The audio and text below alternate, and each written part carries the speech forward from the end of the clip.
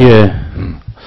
우선은 이번 세법 개정안 심의를 위해서 많은 노력을 기울여 주신 우리 나성인 조세소위 위원장님을 비롯한 조세소위 위원들께 감사의 말씀을 드리고요. 저도 조세소위의 일원으로서 이번 세법 개정안을 심의하면서 여러 가지 많은 점들을 느꼈습니다. 조세소위 모든 위원들이 이번 세법 개정안에 대해서 역할도 있었고 저는 책임도 공유하는 문제라고 봅니다만 몇 가지 의견은 꼭 말씀드리고 싶어서 말씀드리고자 합니다. 여러 가지 성과가 있었습니다. 특히 소득세 최고세율 38% 해당하는 과표 구간을 3억 원에서 1억 5천으로 내린 것은 그동안의 부자 감세 논란을 다소나마 완화하고 불식시킬 수 있었다는 점에서 세법 개정안의 최대 성과라고 생각하고요. 그럼에도 불구하고 여러 가지 한계 또한 남아있다고 생각합니다. 우선은 재벌 대기업에 대한 실질적인 과세 강화 방안이 제대로 포함되지 못한 점이 가장 아쉽습니다.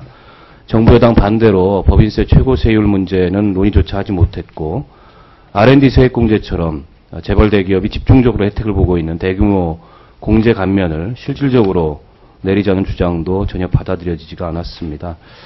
지난 정부 감세 정책의 최대 수혜자가 이 재벌 대기업들인데 천문학적인 지금 유보 이익을 회사 내부에 쌓아두고 있습니다.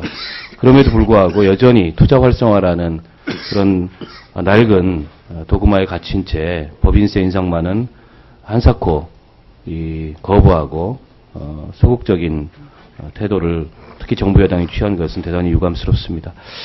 두 번째로 정부와 새누리당 그리고 민주당까지 부의 무상 이전에 대한 상속 증여세 세금 완화 경쟁이 벌어지면서 가업상속공제 대상 기업이 매출 3천억 원 이하 기업으로 확대됐고 일감 몰아주기 과세에서도 중소 중견기업에 대한 예외 조치가 마련된 것은 대단히 유감스럽습니다.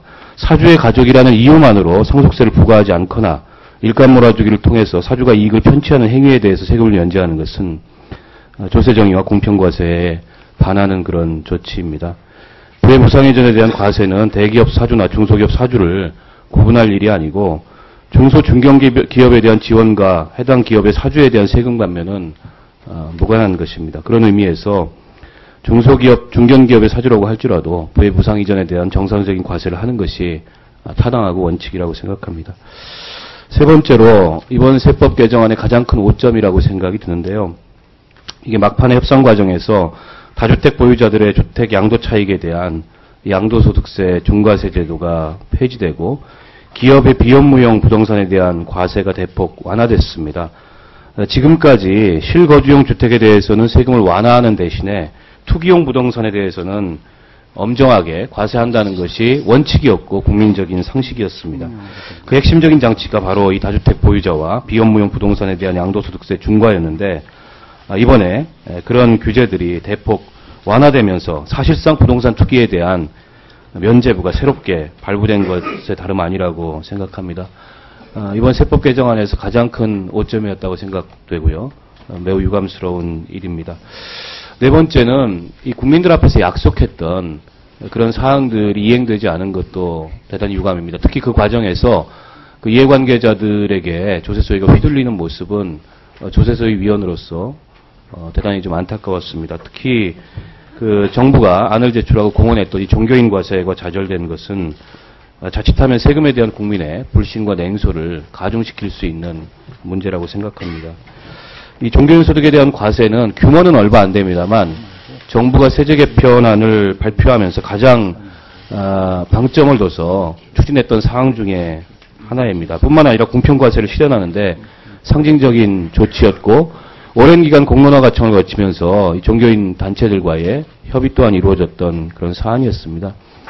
그런 합의가 이 의견 수렴 미흡이라는 다소는 이해하기 힘든 이유로 번복된 것은 이번 조세소위가 어떻게 보면 이 국민적인 눈높이에 부합하지 못한 그런 세법 심의를 했다라는 생각이 듭니다. 종교인에 대한 의견 수렴도 중요하지만 종교인을 바라보는 다수 국민들의 곱지 못한 그런 시선도 감안했어야 된다고 생각합니다.